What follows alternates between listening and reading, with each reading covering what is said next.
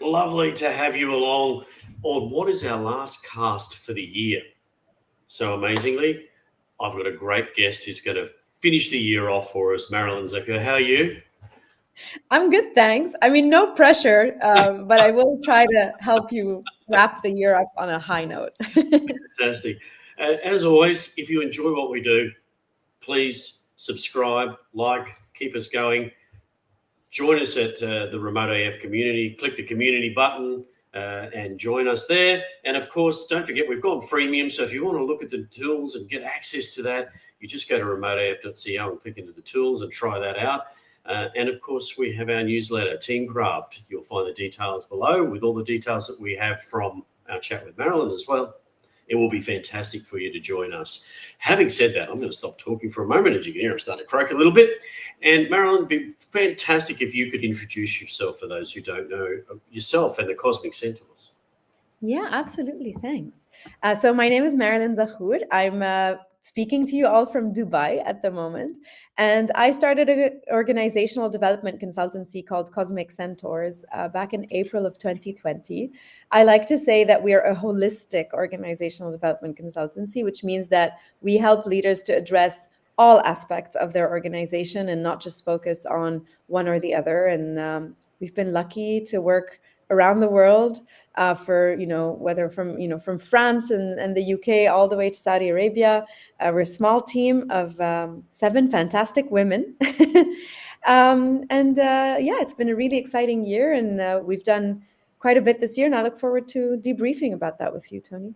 And of course, we became known to each other because we have, Remote AF and Cosmic Centaurs have very similar passions and overlaps, and we met through that. And we were talking, I had you on all the remote things, but didn't realize it was a year and a half since the last time we'd actually spoken, even though we've communicated electronically. So it's rather poignant to catch up and talk about some of the things you've been doing since then.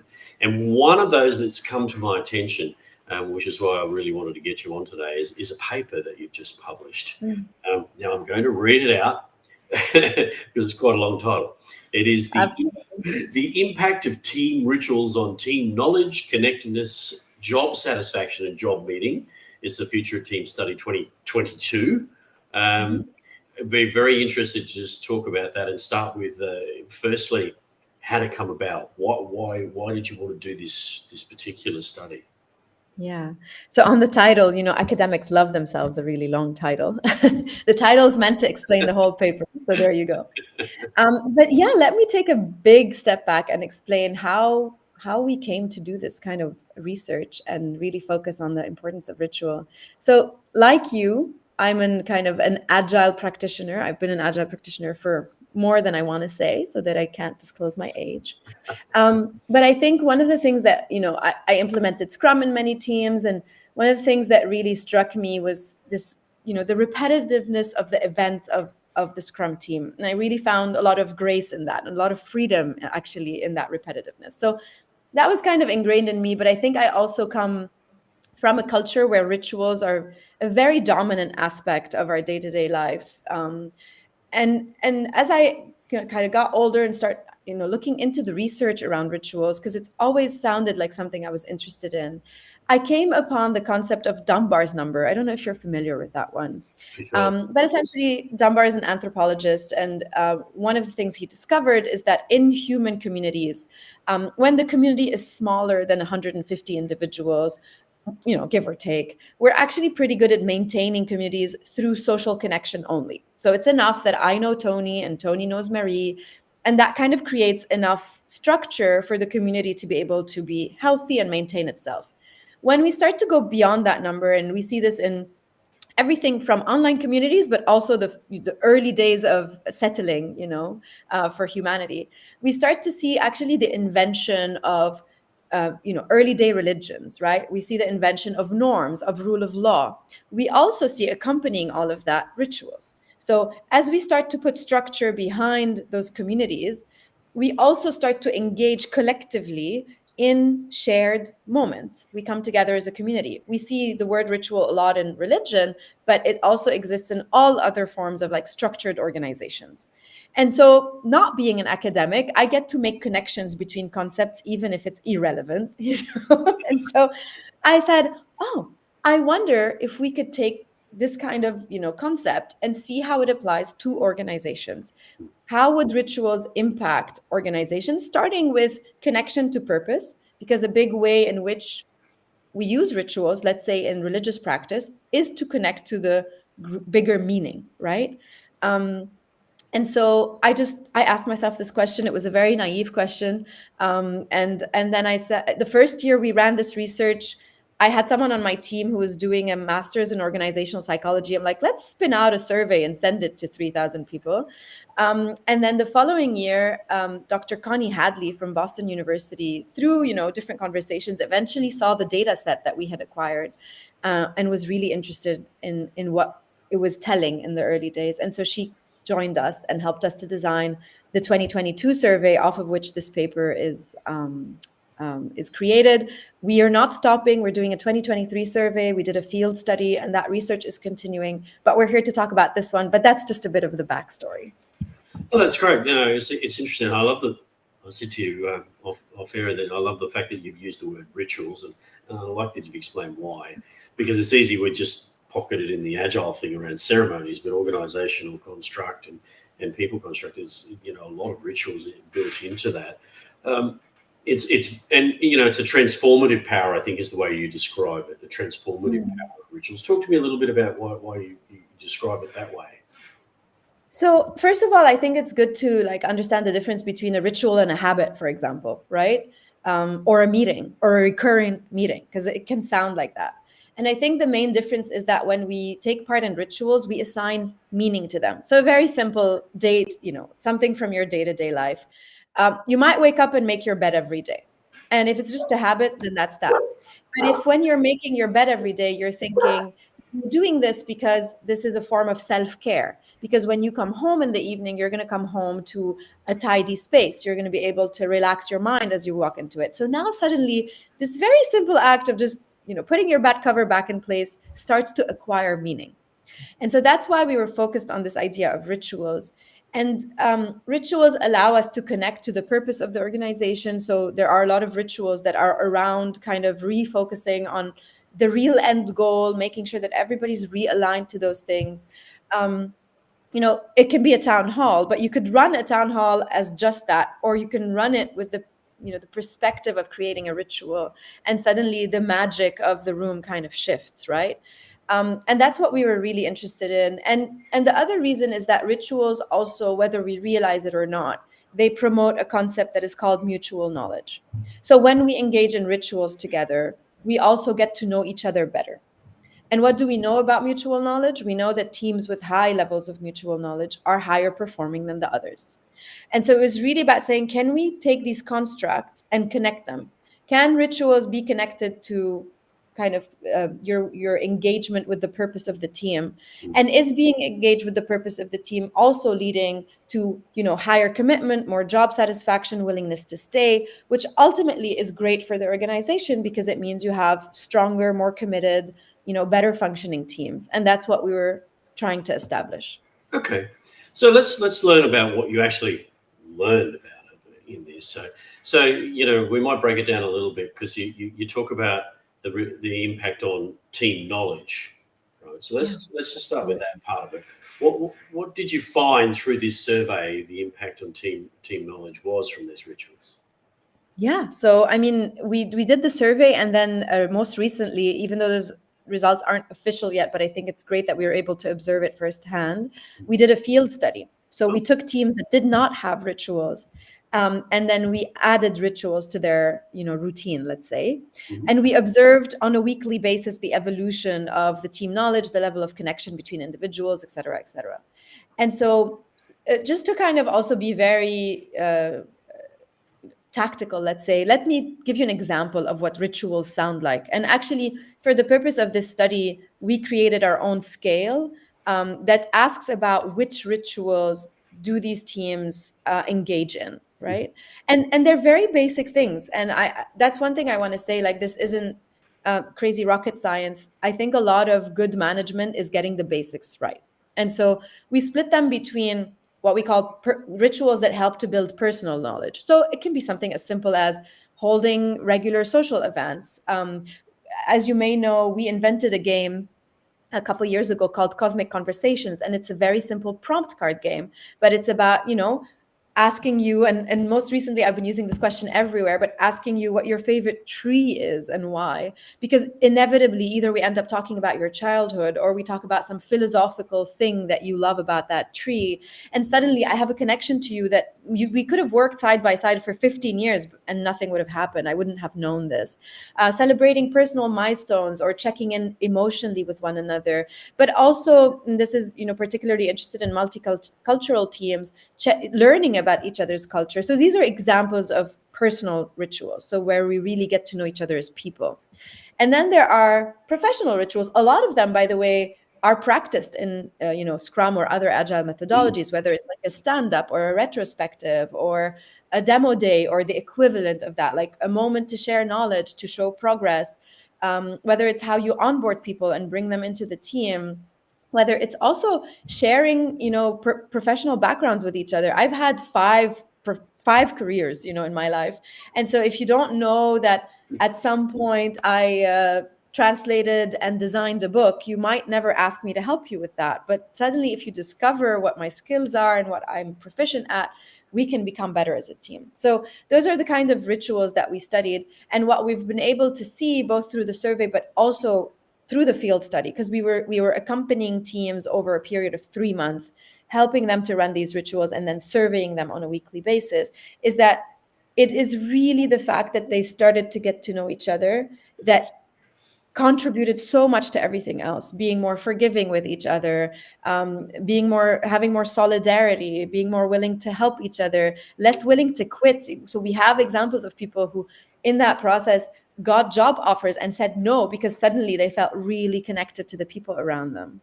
And that's really what we've been able to demonstrate, is that even if in the beginning people are like, oh my God, I'm being dragged into this like prompt question thing, okay, I'm going to go share my feelings, eventually they start to really care about these things and they find the meaning in them.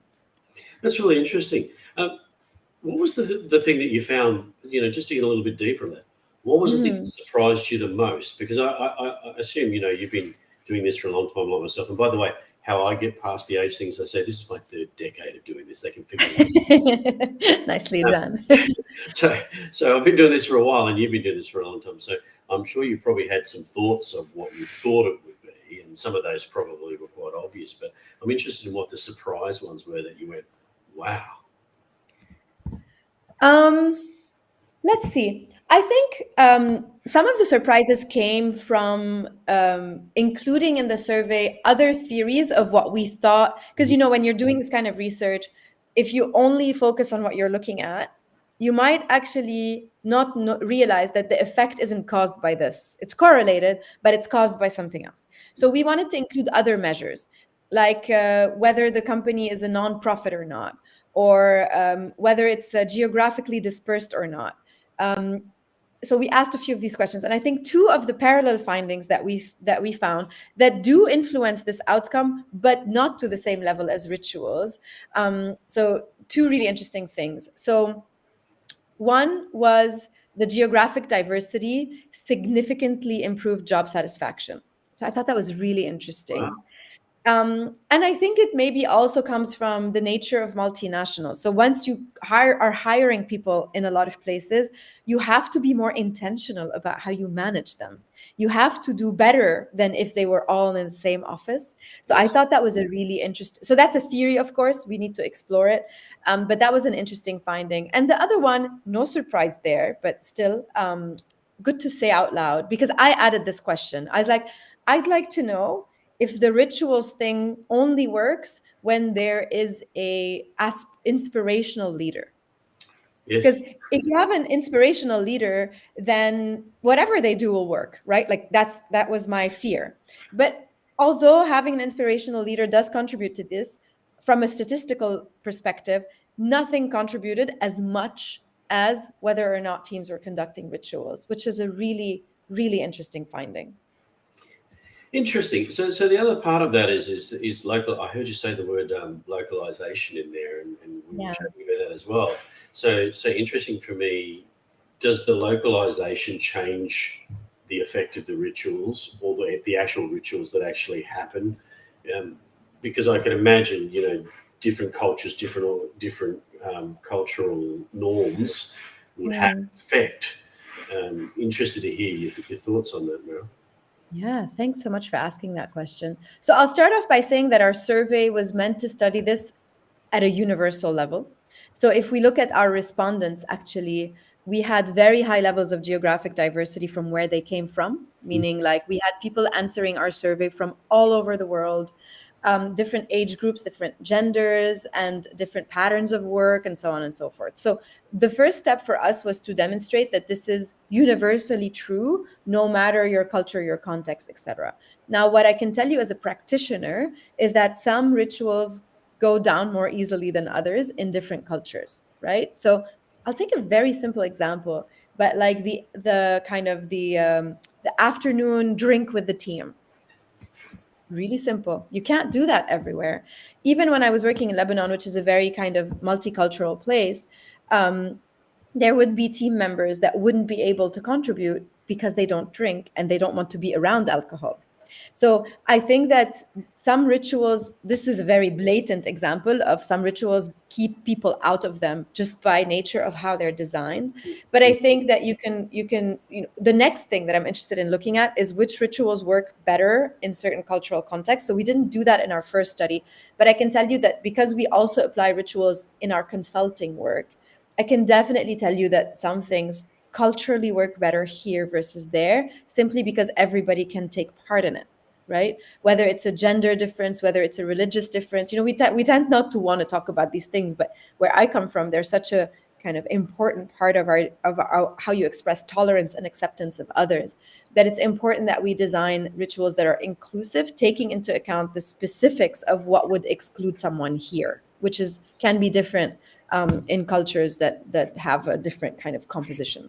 I think it's something we do need to talk about. Like I said, some people don't want to talk about it, but the reality of that is that you talked about the geographic spread. Yeah.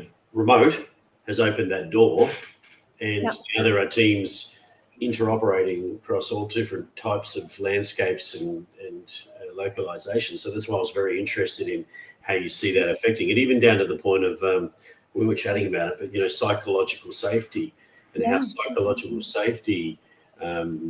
There's lots of research on this stuff, but it generally comes from one part of the world. And your thoughts on that? Yeah, absolutely. I mean, I do think that there's a lot in human nature that is universal. But I think that if we only focus on the universalist approach to the world, we are actually wrong, because culture exists, place exists. Like where you are physically also changes how you behave because of what is around you. I always say that I would not have built cosmic centaurs at the speed or in the way that I did if I had been in Paris versus Dubai. It's not the same place. Mm. And so what I'm really interested in, particularly being present, in Dubai, doing work for the GCC and the Arab world, but also having been someone who's worked in the US, in Europe, who has an executive MBA from a European institution, spent a lot of time reading the literature, the amazing research coming out of, for example, a lot of it comes out of the US around organizational psychology and so on. I think that there is something to be done around localizing these things. So when we were talking about psychological safety, again, just a theory, I have to research it and study it. But when we talk about, the idea that it's okay to fail in this team, sure, I understand that in a culture where failure is not stigmatized, that can be a great measure. But I wonder, so question mark, whether in a place, where I grew up, no, failure is not acceptable at all. So it's a culturally dominant not acceptable. It has nothing to do with the team or the leader. It's above and beyond that. Um, or the way that we demonstrate vulnerability. Like Brene Brown talks about vulnerability in leadership, but you can't possibly be vulnerable here in the way that you can be vulnerable in other cultures. And so I think that there's a lot to be done in yeah, establishing the universal aspect of leadership and management practices, but also understanding how they can be localized and reinterpreted to make more sense within specific local cultures. So a lot of our work is going to be around that in the coming years. And when I started the rituals piece, I thought for sure that this would have already been studied by somebody else, Mm. right? Because who am I? We're like a tiny company. I don't have any background in any of this. So I really didn't think that I was inventing or coming up with anything quite, original. But then, when we started working with Connie and, she was helping us to also do like academic review and see what's already there around this topic, I discovered that no, there really wasn't all that much kind of eminent research on this topic. And I started to think about why. And it occurred to me that it was because, well, we come from very kind of high on community cultures. This is part of how we behave and exist every day. And so I do think that there are aspects of each local culture that can teach us new things. And that's what I'm really interested in, is what can we learn from other cultures, and in my case, from the one that I grew up in and live in terms of good leadership and management practices that make sense here, and can make sense globally, but starting with making them make sense over here.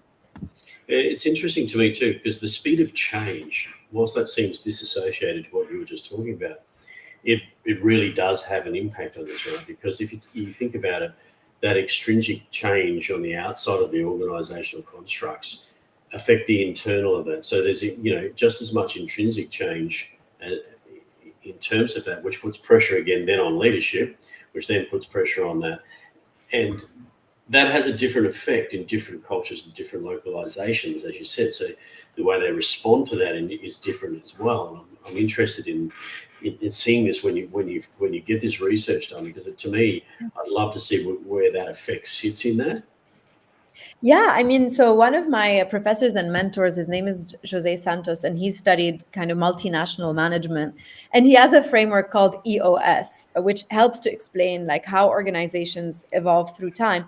And so the E is environment, the O is the organization itself and its structure and how it works and operates, and the S is the strategy, of course. But I think that when you have for lack of, I know it's a bit of a fancy word, but when you have a universalist approach to the world, you forget the E.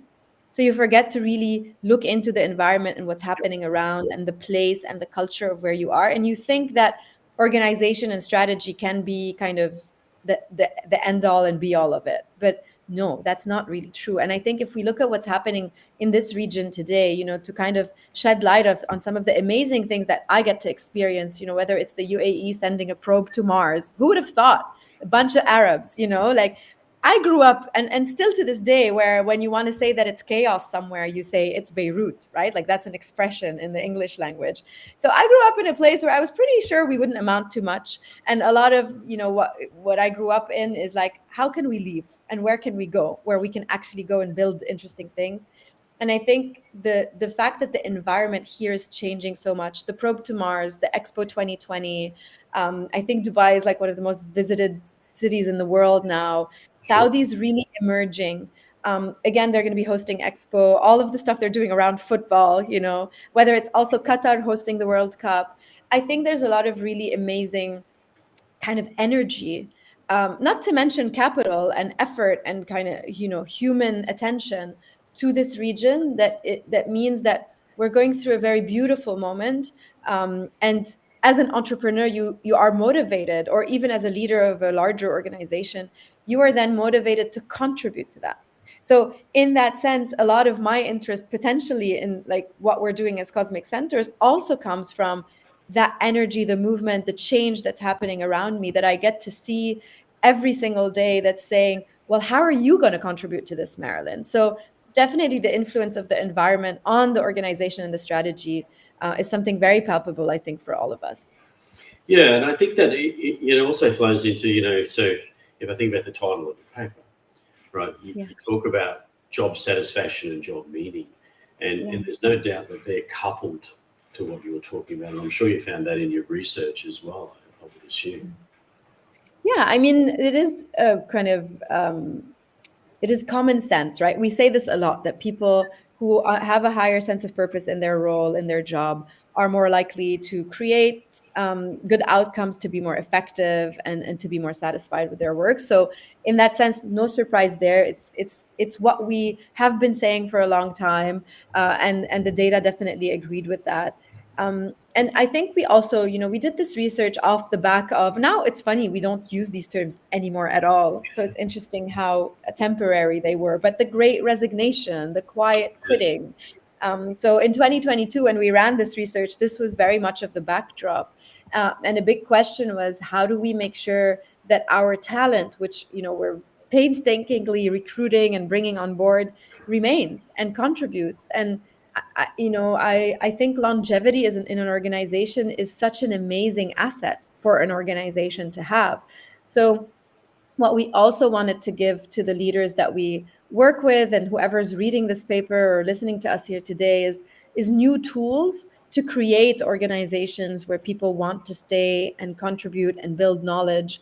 As much as being able to switch context might be interesting for an individual, I think for an organization, having someone who sees something happen once and twice and three and four times and builds knowledge and institutional knowledge, that is absolutely priceless. So what we also wanted to do is give leaders tools to do that, so that they really can contribute to the overall health of their company by having employees and team members and leaders who are committed to that mission, and willing to stick it out, right? I think you can never kind of overstate the importance of that. And we're hoping that we're teaching people how implementing rituals is one tool that can really support in that mission. And I know how passionate you are about learning organisations, because that's the the thing that you formed the Cosmic Centaurs around, having chatted to you Yeah. around that and watched the work. And interestingly, you talk about the tools. I just wanted to pick you up on that a little bit. Talk to me a little bit more about some of the tools that you provide. I'm interested. You mean as a company? Yeah, yeah. Yeah, sure. So look, so I'll start off by saying that the people that we work for are what we call holistic leaders. And what we mean by that is that um, we don't believe that you can lead by focusing on only one aspect of the organization. An organization is a system, everything is interconnected. Oftentimes, you'll find other consultancies who maybe are only, and I think you guys are very similar to us, so you and I can talk about this forever, right? But who will only work on culture and values, or they'll only help you to fix your internal comms, or they're very kind of focused on one thing. And it's great that these solution providers exist, but I think if you really want to lead your organization forward, and I don't want to call it change or transformation or whatever, I think in today's world, considering the speed, you were talking about that earlier, at which things are moving, every organization is in a constant situation of change all the time. And so the way that we help our leaders is to help them have a holistic perspective on the organization, right? You guys do a lot of work on everything from governance to process to whatever. And I think we're very aligned philosophically on that, which is that you can't just focus on one aspect and ignore the rest, because the rest is going to eat it up. You're going to fail. We are going to fail if we approach it this way. So our tools, so one is we have our framework that's called the omni-channel organization. And it's really about helping leaders have a kind of a holistic perspective on all the different touch points and aspects of what it sounds like to work here, from the structure to the processes to the comms to the tools that they use, to the governance that is established in that organization. And our work is really to be partners to those leaders who do have that holistic perspective, and then help them solve for every single one of those touch points, of those issues, and help them keep a very keen eye on their evolution and support them in moving forward. So what the tools can look like many different things at different times, right? Whether it's some of the frameworks that, whether we invented them or we adapt them from the work of academics or really great practitioners, or it's just helping somebody get the job done today. I think it's really about being able to zoom in and out, and to be able to help on a very tactical operational level sometimes, and then be able to jump back to the strategic level. And a lot of our support is in helping the leaders and the people kind of working with them, and obviously everybody on the individual contributor side, just elevate the way that they collaborate and they work together every day.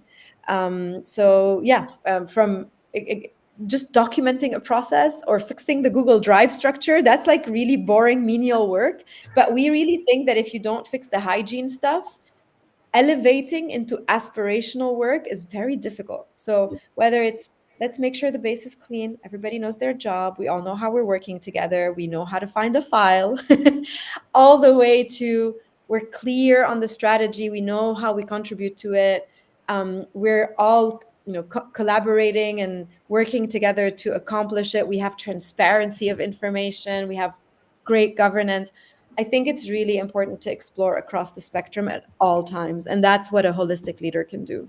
Yeah, and I think that's where we click in quite, as you Yeah. said, we're very, very much the same. We talk about governing the system, not Yeah. governance, PMOs and your project, but governing the system as a whole, from Yeah. strategic to the making layer to the enabling, enhancing and thinking about how you flow information horizontally and vertically Absolutely. to enable that. And that's why when I read the information on the rituals, I was looking at it going, I can see the connectiveness of what you're talking about here and how that flows through to satisfaction as well. Like, I'm interested in just digging a little bit deeper with you on that, about what you saw in the study around satisfaction for the people who were involved with these rituals, and as opposed to ones that didn't have it. Yeah, so similarly, job satisfaction went up for teams that conducted these rituals on a regular basis. So I'll also say that all of these scales, so outside of the ritual scale, which is the only one that we invented, all of the scales that we used are scales that were already created and validated through academic research. So I think the satisfaction one is actually pretty old. It's from the 80s or the late 70s. And it essentially answers the question of, am I satisfied with my job? Does my job give me pleasure? Am I happy with the job overall? Do I enjoy it? Things like that. And similarly, taking away all other variables. So that's also the point of the research, because as I said, you might find that all of these things go up at the same time, but you want to make sure that you're controlling for other variables. And again, taking away for all other variables that we tested for, because we tested for many other variables, rituals, were highly predictive. If anybody understands statistics here, actually the highest relationship or regression relationship was between satisfaction and having rituals. Out of everything that we studied, it was the highest relationship there. And I think if you kind of look at what's available around us, again, connecting things that maybe we don't always think of, when we look at the Gallup's engagement survey, right, those 12 questions, one of them is about whether or not you have a friend at work, a best friend at work, right? And I think rituals, because they allow us to connect on a human level, that's really what they're helping us to do. They're bringing back the humanity into our interaction with our work. Yes, we can call them fancy things like purpose and meaning, mutual knowledge, all of these things, so that we can put them in a paper. But fundamentally, what it's coming back to is human connection. Yep. And we know that loneliness is at an all-time high. We know that most employees don't feel connected to the organization or to the people around them. But we know that in organizations that manage to create that, there's higher levels of fulfillment. People are more likely to be promoters. They're more likely to stay for more than 3 years. So we kind of knew all of that, but we're able to now show that through this very simple activity, and rituals are simple, they don't need complexity. If the only thing you need is discipline and willingness, right? It's like, because sometimes what happens is you start off on a great foot. You're like, this year we're going to start doing this, and you do it 3 times and then you drop, right? And so that ritual piece, bringing the meaning, being disciplined about it, making sure that it happens, that everybody feels included, that you evolve the design of the ritual to make it more meaningful for you guys. It's really that matters. And what it's reestablishing is the human connection piece, which I'm a big advocate of saying that it is the duty of companies to care for the people who work for them. I'm not saying that companies, they're not your parents, they're not your best friends. So there's a limit, to how much we can contribute to well-being or to connection or so on. But it doesn't mean that because there's a limit, we don't have a duty of care. And so especially I think of Dubai, where, or all the companies I've worked for a lot of multinationals that, get people to move from where they are to be somewhere else. They take them out of their own natural communities. And so there's really a role to play in recreating the community. We spend more time with the people we work than we do with our chosen family. And so to think that those 10 hours a day that we spend together don't amount to real connection is for me like a crime, honestly. Yeah. And so it's really like at a basic level, it's about recreating that. And that leads to good outcomes for everybody. People are happier, they have higher levels of well being, they love their job more, they're more willing to contribute, they're more creative. There's this like myth that creativity only happens in sorrow. That's not true. Actually, on average, we're more creative when we're in a good place. And so all of the positive effects you can think of are there and demonstrated. It's really about putting in the work and doing it, on a regular, recurrent basis.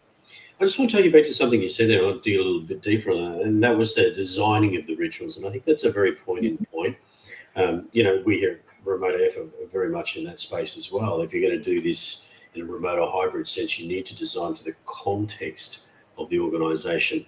And you mentioned before, well, I won't mention them, but there was some very big consultancy names that you threw out. Tend to just throw in what I call the cookie cutter model. Oh, this worked in that organisation. Let's put that over the top of what you've got, and that'll do the job. And invariably, we know that doesn't happen. But you're talking more in the space of designing the ritual to what's required for the people, for the team, for the organisation. Is that what I'm hearing? Yeah, absolutely. Like I said, I don't believe in I do believe in learning from the universal lessons, but I don't believe in applying them as is. And I think the same, like, let's take a town hall, right? That sounds like a great ritual. Yeah, sure. I mean, I can go and get you the template of what a town hall should sound like. It's generic. We could apply it, no problem. But doing that in a very, I don't know, sales oriented, very aggressive, and I don't mean that in a bad way, I just mean that's the culture of the organization, right? Like sales oriented, aggressive, very competitive organization, a town hall there versus a town hall in something that's very purpose driven, that is a lot about the impact that we have on the world. It shouldn't. There's no way that it should look and sound the same. There's no way that we should organize it in the same ways, have the same interventions, engage employees in the same ways. Because understanding the organizational culture, the culture of the people in the organization, which is not the same thing, and making sure that rituals are adapted to that context, to the strategy as well, right? So if our strategy calls for rapid growth, then the way we're going to run our rituals is going to be adapted to that because we need to accomplish it. And rituals will create the energy for that. If our strategy is around multinational expansion into a new market we don't understand anything about, and it's a lot about gaining the local knowledge, then we need to make sure our rituals are geared towards that. So whether it's aligning to actually the EOS framework of Joe works beautifully here. I never thought about it, but to the environment of the company, the organization itself, and its strategy, all of these things have to come in when we're thinking about the rituals. Yeah. A good question here from Escalates Quick. Yeah. Is there a time when it does make sense to copy paste a ritual from another company? Man, I could talk for this, but I'm going to let you. Please, Tony, what's your answer? I mean, it's a quick no for me, but that's exactly where I'm coming from. But it doesn't mean you can't learn, right? No, exactly. I think that's exactly, you hit it on the head. Take the universal lesson, but you have to do it in the context of your organization, because it's like, even with an operating model or the rituals, whatever you like, right? If you copy it from another organization, none of them are perfect anyway. So every organization are evolving, or they have their own problems. You're literally transplanting those into your organization as well. Now you've got your own problems and someone else's problems to worry about. So for me, it's a quick no, but I'd like to hear your thought on it. And look, I'll tell you something. It's a quick no too, but here's what I'll say. In the spirit of being very practical, if you want to take a ritual from another company and try it out, go for it. Even the rituals you design for yourself are never going to be right in the first iteration. So I'll say, sure, copy paste it, try it out.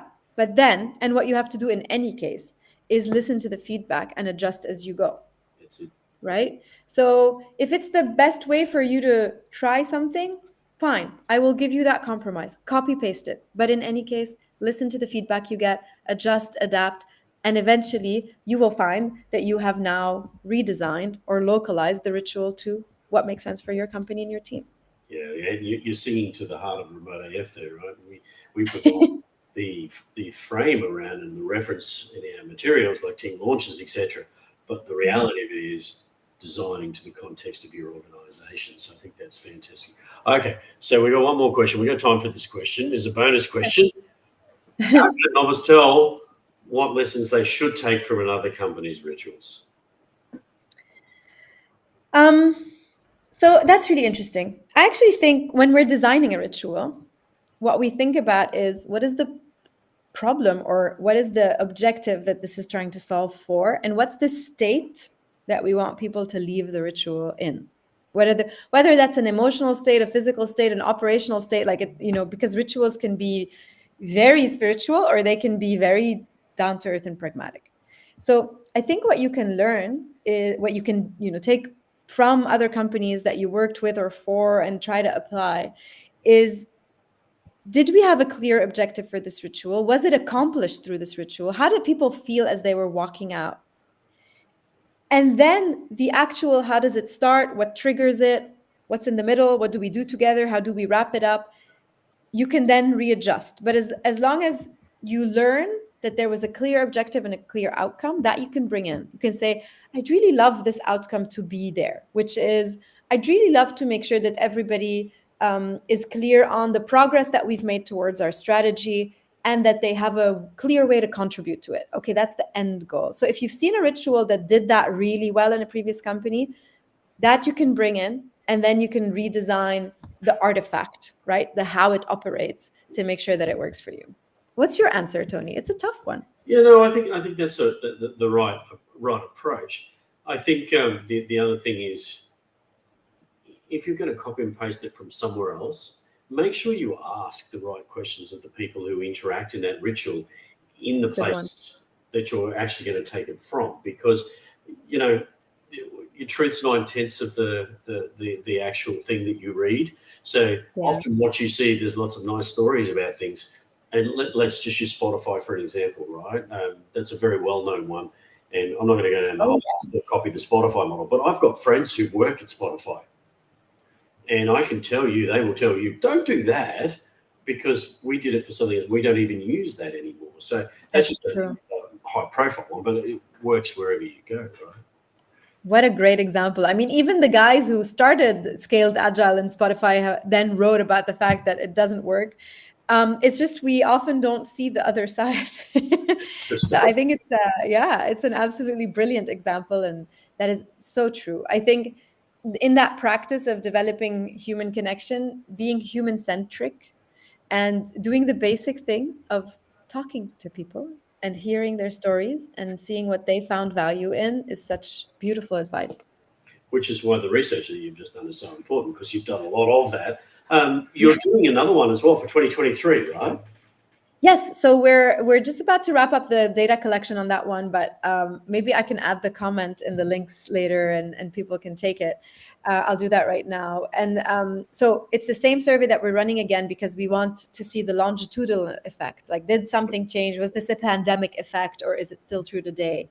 We also are finished running a field study, as I mentioned, but we're very happy to run more field studies. So if anybody listening to us today is willing to volunteer their company or their teams to see if that effect would stand true in their organization, we're happy to provide our free services in exchange for that. And the idea is to continue to run research around this topic so that we can develop like a meaningful body of knowledge. Who knows? I always tell Connie that this is going to be a book one day, but that's a kind of, few years away from where we are today. But we're just interested in remaining curious about this topic and continuing to develop knowledge and perspective so that we can provide, data-backed, science-backed tools for the people who interact with us. That's brilliant. I'll make sure all those go in the show notes for everybody that's watching. Look, we could keep going, but we're at the end of our time. So having said that, how can people actually get in touch and interact with you other than the show notes? Obviously, people will want to reach out to you, Marilyn. Yeah, absolutely. I mean, you can find me on LinkedIn, Marilyn Zakhour, the way it's written right here. You can find my company, Cosmic Centaurs, on LinkedIn, on Insta, on TikTok, on YouTube, where you listen to your podcast, we're everywhere. I answer every message that I get. So please feel free to message me there. Or you can find me on marilyn@cosmiccentaurs.com. Again, you can take the spelling off of my little title over here at the bottom. And of course, on our website, cosmiccentaurs.com. So yeah, I hope you guys reach out and that we can continue to spread this knowledge that we're building towards. And I hope they do. So, look, it's been fantastic having you on at Talking Remote today. Thank you so much for coming on again. And what I'll commit to is we'll get you back on when you finish the field study so we can hear about that as well. I'd love that. Maybe Connie can join us for that one. Absolutely. Yeah, that would be absolutely. We'd love to have them on at Talking Remote. Definitely. Yeah, and just one last thing before we wrap up, I also want to give a shout out to Maya Mahfouz, who was our research analyst on this. Actually, she's the one who does all of the heavy lifting, and she definitely deserves a shout out, in addition to me and Connie leading on this project. So thank you, Maya. Absolutely brilliant. Hi, glad to have you. Look, it's been fantastic. Thank you for being on at Talking Remote today. I hope to see you again in the new year, and I hope you have an amazing, happy holiday season wherever you are, those that are listening. Don't forget, join us at remoteaf.co. Click on the tools button. You can see the new freemium, so you can access some of the stuff that I was talking about today. You can also sign up for Teamcraft, our newsletter, which is in the show notes. And lastly, but not leastly, thank you, Marilyn Zakhour, for being on at Talking Remote today.